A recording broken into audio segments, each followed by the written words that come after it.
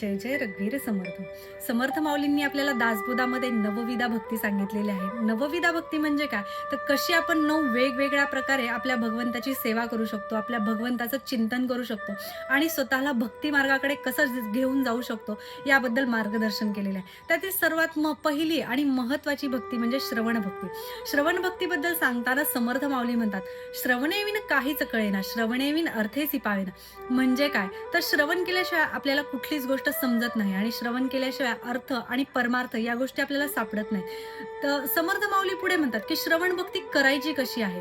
तर श्रवण भक्ती करताना आपलं मन एकाग्र पाहिजे. आपलं पूर्ण लक्ष आपण काय ऐकतोय, काय श्रवण करतोय या गोष्टीवर असलं पाहिजे. कारण आपण ज्या गोष्टी ऐकत असतो, त्या गोष्टी नकळतपणे आपल्या आयुष्यात बदल घडवून आणत असतात. त्यामुळे कुठलीही गोष्ट श्रवण करताना आपलं 100% लक्ष असलं पाहिजे. पुढे समर्थ माऊली म्हणतात, श्रवण भक्ती करायची काय? श्रवण भक्ती केल्यानं होतं काय? तर श्रवण भक्ती केल्यानं आपली बौद्धिक क्षमता वाढते. तसेच आपले मानसिक विकार बरे होतात आणि आपले मानसिक विचार सुधारतात. त्यामुळे नक्कीच आपल्या आयुष्यात चांगला बदल घडतो. त्यामुळे प्रत्येकाने श्रवण भक्ती केली पाहिजे. समर्थ माऊली सांगतात पुढे श्रवण करायचं काय? चांगल्या गोष्टींचं श्रवण करायचं आहे. एखाद्या थोरा मोठ्यांचे विचार, एखादं साहित्य किंवा कुठे कथा चालू असेल, भजन चालू असेल, कीर्तन चालू असेल, या गोष्टी आपण नक्की ऐकल्या पाहिजेत. कारण यामुळे आपल्या मनावर चांगल्या गोष्टींचा परिणाम होतो आणि नकळतपणे आपलं आयुष्य बदललं जातं. श्रवण भक्ती का महत्त्वाची आहे? कारण श्रवण केल्यानं नक्कीच आपल्यात बदल घडायला चालू होतात. तुम्हाला मी एक उदाहरण सांगते.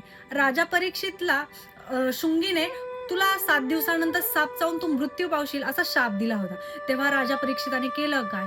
तर आपला राज्यत्याग केला आणि वनात निघून गेला. वनात निघून गेल्यावर तिथे त्याला शुकदेव स्वामी भेटले. त्यांनी काय सांगितलं त्याला, की आता तुझा मृत्यू जवळ आलेलाच आहे. तर तू 7 दिवस भागवताची संपूर्ण कथा ऐक, म्हणजे श्रवण कर. तुझं मृत्यूचं भय निघून जाईल. तेव्हा राजा परीक्षिताने काय केलं, की 7 दिवस आपलं मन एकाग्र ठेवून ती 7 दिवस भागवत कथा पूर्णपणे ऐकली.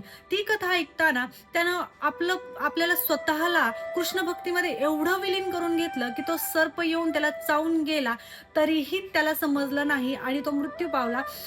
तो मृत्यू पावत असताना त्याच्या मनात कसलंही भय नव्हतं आणि तो हसत-हसत मृत्यूला सामोरं गेला आणि त्याला मोक्ष भेटला. जर फक्त श्रवण भक्ती केल्यामुळे राजा परीक्षिताचं कल्याण होऊ शकतं, तर आपलं का कल्याण होणार नाही? आपणही नक्की श्रवण भक्ती केली पाहिजे. म्हणजे आपलं कल्याण होईल, आपल्यात सुधारणा होईल आणि आपले विचार सुधारतील आणि विचार सुधारले, की नक्कीच आपलं आयुष्यही सुधारतं. त्यामुळे प्रत्येकाने श्रवण भक्ती नक्की करा. जय जय रघुवीर समर्थ.